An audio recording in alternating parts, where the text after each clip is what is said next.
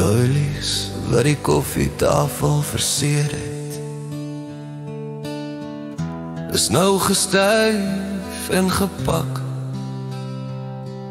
in 'n laai vol herinnerings, geleeseer en geure van gister opgeplak.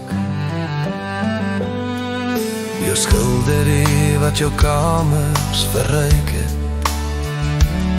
is nou lomp gerangskik in 'n stoor vol stof, geberre in 'n register van gister vasgestik.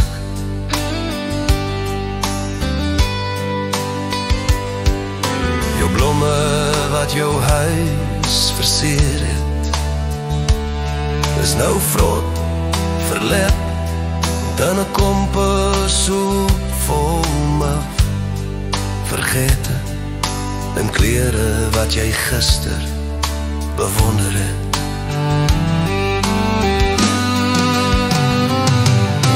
Jy wat jou kroos lief gehad het, is nou oud en siek, getypeer en gediagnoseer. Jy het ontglip uit die kiekies van gister en 'n monokroom vlieg.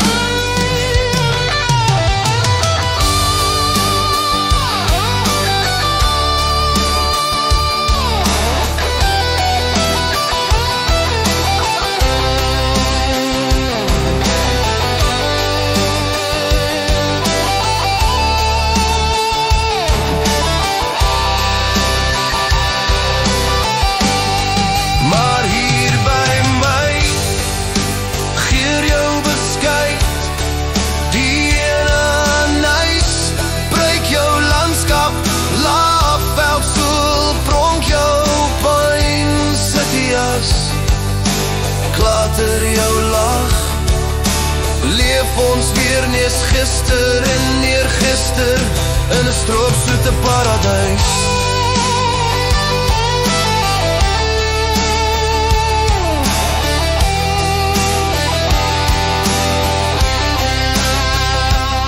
Ja, jou plek in my hart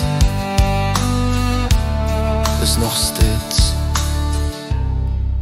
'n kleurvolle paradijs.